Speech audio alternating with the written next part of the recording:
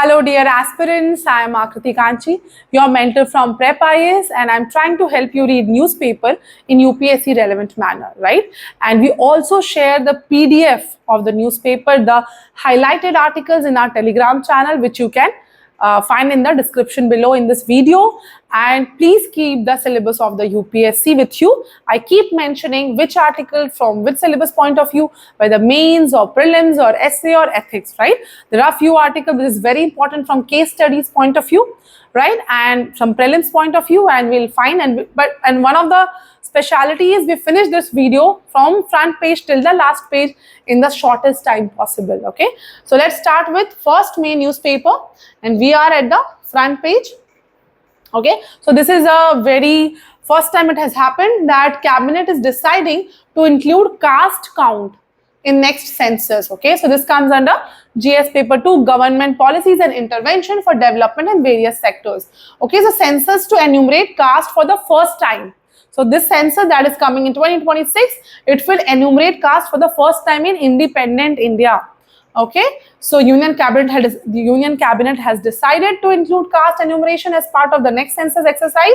Okay, the 2021 census has been postponed because of COVID-19 pandemic. The last time that India's entire population was counted by caste was in 1931, before independence. Since then, only scheduled caste and scheduled tribe population is there taken, and recently socio-economic caste census in 2011 was seen, right? So next census would be conducted in digital mode for the first time, since it is quite a digital era.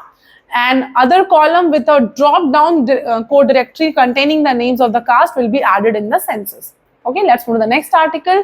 USA urges India and Pakistan to de-escalate, and Rubio talks to Sharif, that is Pakistan's Prime Minister.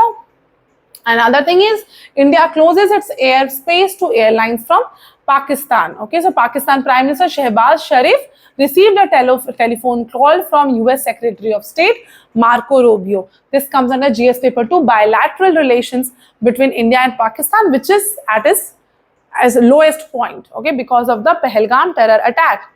Okay, another important article, digital access a part of fundamental right to life and liberty. So a lot of things we know, right to good environment, right to food through PUCL case, right to environment through MC Mehta case, right to privacy through KS Puttaswamy case have been added to Article 21. Now this is a new addition. Digital access a part of fundamental right to life and liberty, which is Article 21 in the Constitution of India. This comes under GS paper 2, fundamental rights, inclusivity. Article 21, inclusive and meaningful digital access to e-governance. So now everything is shifting to e-governance and welfare. And if some people do not have the internet, they will not be able to access basic services also. Okay, so it is part of fundamental right. How people with disability are finding nearly impossible to complete the digital know your customer process, and the state has an obligation to provide an inclusive digital ecosystem to the marginalized and underprivileged. Okay, so there is a wave of digital progress in India, and it should be inclusive. The right to digital access emerges as an instinctive component of the right to life and liberty, necessitating the state to proactively design and implement inclusive digital ecosystems, and to serve everyone, the marginalized as well as the privileged. Okay, let's move to the next article. I think again we'll directly go to the editorial. There's nothing in between. And editorial do have some important articles. Yes. So again, secret threats that there was a case in Supreme Court yesterday, that 30th April we read that how Supreme Court is saying that if India is using Pegasus spyware from Israel military, there's nothing wrong with it. But this is the question, how to balance the fundamental right. So government or Supreme Court or the system has to make sure that this is not used for the wrong purposes. It has to be used for the national security only. So GS paper 2, fundamental rights versus national security, secret threats. So as the Supreme Court of India bench pointed, the question is not whether the state can use spyware or not. That they can, but who could be its legitimate target? So it should be used legitimately. Okay, so the government has neither confirmed nor denied that it uses Pegasus, which is an Israel-made military-grade spyware. So from prelims point of view, Pegasus is from Israel, okay, which is sold only to state agencies. Okay, Several high-profile users of iPhone have gotten the message that there is a state surveillance happening. Terrorists and other state actors, right? Terrorists and other non-state actors and criminals are using encryption and other advanced technology to evade detection. So if the state is to claim more surveillance power, corresponding and robust guardrails must also be engineered. Once the security concerns are overcome and within appropriate timelines, these processes should be subject to oversight by other branches of government. So of course, government should have right for national security because of such bad situation that is happening, this terrorist attack, but also some protection for individual privacy. Okay. Another article, leaky pipeline. Leaky pipeline, GS paper 3 Indian economy talks about scientists, how much research and development is encouraged in India. In several of the 244 institutions studied, there was decrease in number of permanent staff. It has led to increase of contractual staff. But jobs like scientists require a lot of mind and a lot of years to go to bring something substantial. So they need a job security, something of that sort it is saying. So the very fact that contractual workers exceed permanent staff is a cause of concern. A study commissioned by Office of Principal Scientific Advisor. Okay, so these are the issue according to Parliamentary Standing Committee report which came 1 month back on science, technology and environment. Nearly 3 in 5 of the posts sanctioned for scientific personnel at one of India's top institutes for basic science research are unfilled. Okay, so this is not a good case, 3 in 5. And then the TIFR is primarily funded by Department of Atomic Energy, and 1 in 4 sanctioned posts in atomic energy is also vacant. Okay, so government has announced mission to develop quantum computers and develop foundational artificial intelligence. So they need to make sure that these posts are filled. India needs to ensure that the conditions for research such as respectable salaries, funds and equipment to do good research are made available more widely. Okay, so this is important. Let's move to the next article, India's shame, the trap of bonded labor. So bonded labor comes in, it's mentioned in our fundamental rights, GS paper 3 employment, GS paper 2 bonded labor, fundamental rights is an issue. So bonded labor emerges from a web of interconnected factors. So bonded labor is mentioned in one of the fundamental rights. If you remember which fundamental right it is, please mention in the comments. Okay, so why this bonded labor happens? A lot of immediate triggers because of which poor have to work, like medical emergencies, religious ceremonies, food shortages, dowries, sudden loss of a breadwinner, impoverished worker, etc. But there are deeper systemic issues like discrimination, social exclusion, caste, widespread illiteracy, lack of access to information, employer monopolies, local financial and labor markets, and dominance of social elites. Okay, so there are so many factors in working in background. So India had abolished bonded labor in 1975. In 2016, the then Union Labour Minister informed Parliament about the government's plan to release and rehabilitate 1.84 crore bonded labours across the country. In 2016, the Union Labour Minister said that they will rehabilitate 1.84 crore people, but till now that they have only been able to rehabilitate 12,000 people. So around 1.7 crore are still left. So that's not a very good implementation that is supposed to be done. Okay, National Sample Survey Organization say the total country's employment is 47 crore, and out of this 47 crore, only 8 crores are in the formal sector.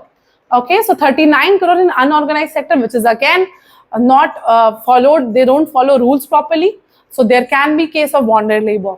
ILO says India employment report, low quality jobs in formal sector are the dominant kind of jobs. Okay, so they need some unionization, which they lack because they are not in their own city, in their own state. So with hundreds of workers migrating, India needs stable wages, India needs stable conditions and needs to remove this modern day slavery. Okay, let's go to the next article. The impact of suspending a water treaty. With what happened between India and Pakistan, there is a talk about, in fact, they have finalized that they will suspend the Indus Water Treaty in a strong measure against the Pakistan after terrorists from the resistance front killed 26 tourists. Indian Cabinet Committee on Security decided that the Indus Water Treaty of 1960 will be held in abeyance with immediate effect. Okay, so this is a thing. There is no exit clause as such, and Article 60 and 62 of the Vienna Convention on the Law of Treaties can be used to revoke the treaty, though India is not party to this Vienna Convention and Pakistan has also not ratified it. Okay, so these are the things. And India can now stop sharing water flow with the water flow data with Pakistan, flush reservoirs, and there will be no hydro project design or operation related restrictions. Okay, and this can lead to maybe drought or floods in Pakistan. The western rivers, of the major rights of Pakistan has major rights on that, which is Indus, Jhelum, and Chenab. Okay, these three rivers are the main things. And the main issue here, which are considered to be backbone of Pakistan's agriculture, domestic consumption and hydroelectricity. Right? So it will intensify further disputes in Pakistan. So this step of India will certainly have significant effects in Pakistan. So to materialize its political decision, India requires major infrastructure projects. Okay, so India is permitted to store up to 3.60 million acre-feet of water.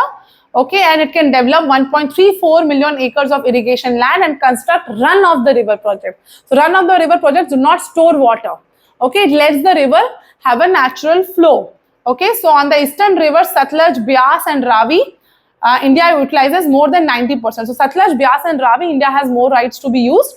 So we have Bhakra, Pong and Ranjit Sagar Dam, and India's hydroelectric projects on these western rivers are Kishan Ganga, Ratle Dam. So you should know Kishan Ganga is on which river, Ratle Dam is on which river, Salal Dam, Nimu Basgo, Baglihar Dam. Okay, these are on Indus, Jhelum and Chenab. Okay, so these things, the infrastructure is not able to, they have not been able to build so well then because of challenging Himalayan terrain.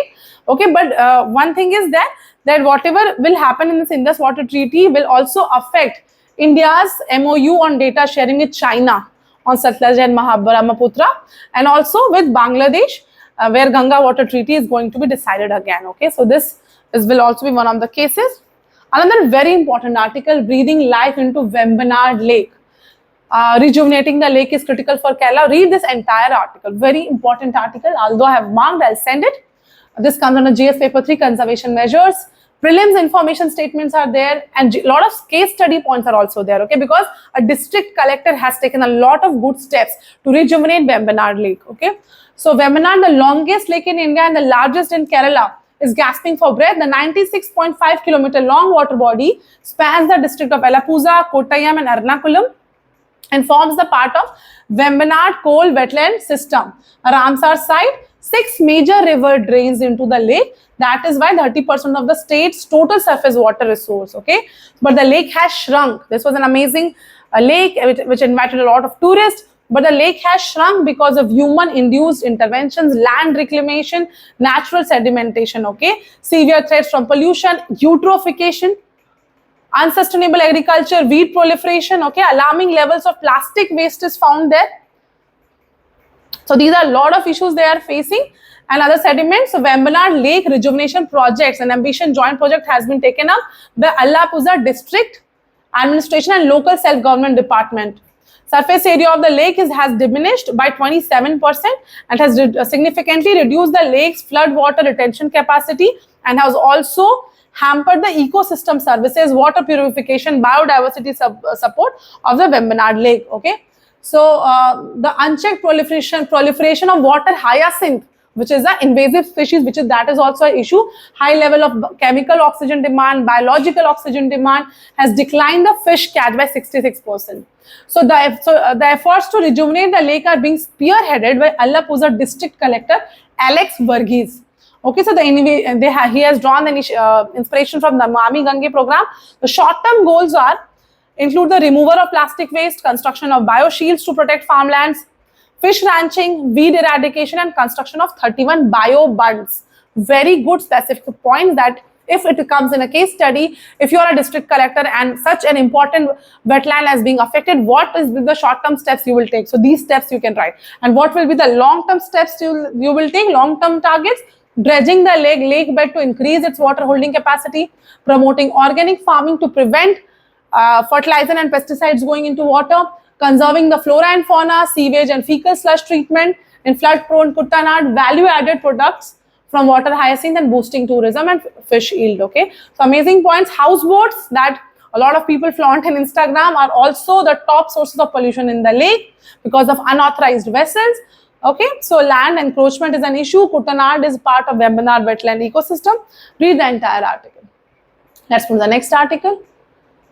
Okay, so it is talking about hydrogen fuel. Okay, is natural hydrogen the fuel of the future? This comes under GS paper 3 energy. So hydrogen is seen as the fuel of the future because it can decarbonize world economy, stop global warming if harvested in a sustainable manner.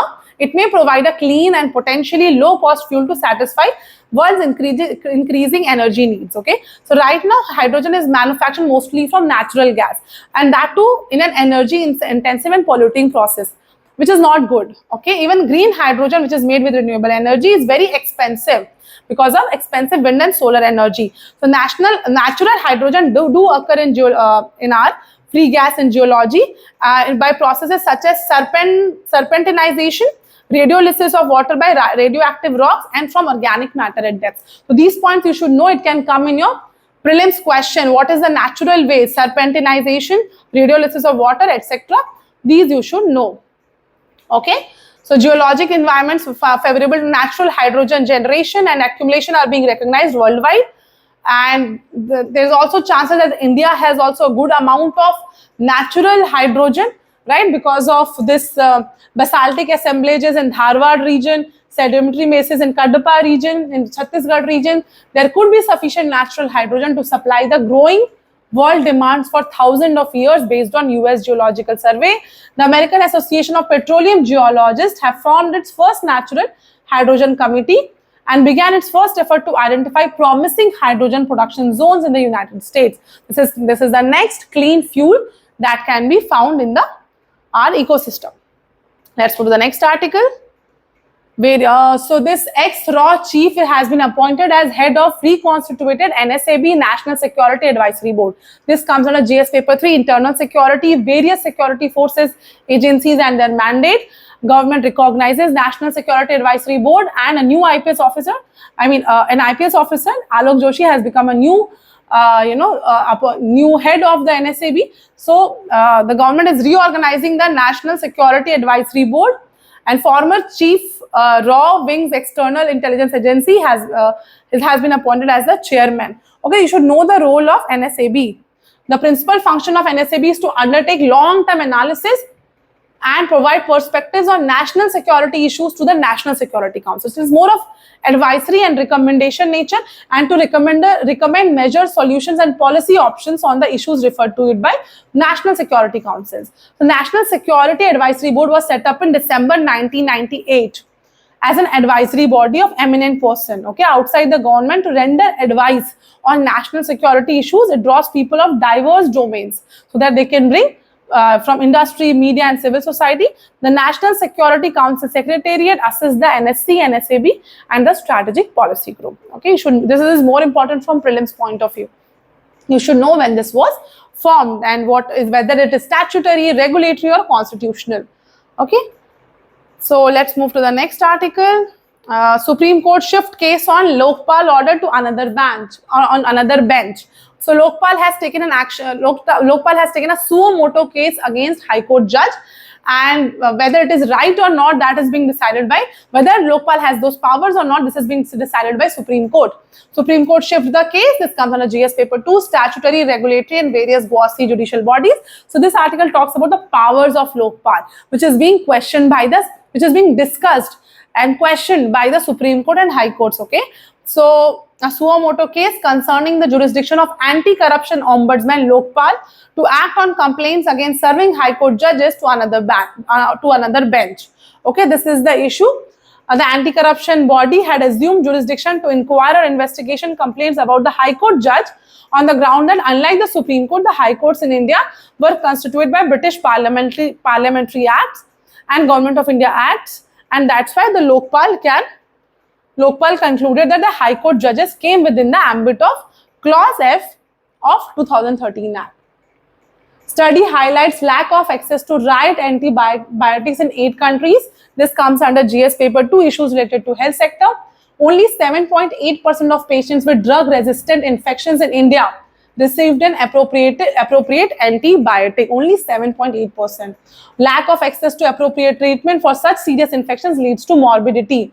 Okay, so what is that? Antibiotic infection, carbapenem resistant gram-negative infections. Okay, so this is happening, and lot of middle income countries don't know how to tackle with it. In 2019, India had nearly 10 lakh carbapenem resistant gram-negative infections, yet less than 1 lakh patients received treatment. Okay, so 3.5 lakh deaths happened because of lack of treatment. So the paradox here is, somewhere antibiotics are being overused and somewhere it is not even given when it is required. Okay, so that is the inequality or paradox. Okay, so fair remunerative price for sugarcane is increased by Cabinet Committee on Economic Affairs. This can be asked in prelims. Who approves FRP for sugarcane? This comes under GS paper 3, issues related to minimum support prices, fair remunerative price. So Cabinet Committee on Economic Affairs, chaired by Prime Minister, approved FRP for sugarcane. Okay, so you should know about this. The FRP has been determined on the basis of recommendations of Commission for Agriculture Cost and Prices. So CACP, Commission for Agriculture Cost and Prices, does the recommendation, but final approval is given by Cabinet Committee on Economic Affairs. Next article, and the last article we'll discuss on the, I think directly on the science page. There we have an article on space, and both the articles on space, in fact. We should know the name of Chinese space station. So S8 tension, cosmologists cannot agree on how clumpy universe is. Cosmologists have been mapping the spread of the universe powered by dark matter and dark energy. So dark matter and dark energy, according to the standard models, form 90% part of the universe. Okay, that make up most of the cosmos as we see it. This matter coalesced with galaxies in the period after the Big Bang to form the clumpy distortions and structures discovered by scientists. Okay, so accepted theory has it that after the universe was explosively born in Big Bang theory around 30.8 billion years ago, it expanded, engendering galaxies, star clusters, and solar system and planets. Okay, which is scientists look at the cosmic microwave background. So yes, so astronomers have conducted galaxy surveys to determine the value of S8. What is S8? It is called sigma 8. Cosmologists use the term sigma 8 to quantify the matter around us. Okay, this matter is made of baryonic particles like protons and neutrons. The value of S8 is calculated by studying various regions of the universe. A higher value for S8 indicates more clustering with greater amount of matter clumped together, while a lower value indicates a more uniform distribution of matter. Okay, and dark matter and dark energy forms 95% of the universe, not 90%, 95% of the universe. And last article of the day, 3 Chinese astronauts return after 6 months on space stations. So Chinese astronomers are doing great. 3 Chinese astronauts spent 6 months there. Okay, China has poured billions into the space program, and the space station, the name of space station of China is Tiangong Space Station, heralding the start of Shenzhou 20 mission. All this topic comes under GS paper 3, Science and Technology, awareness in the field of space. Okay, and that's it for the 1st May. Thank you.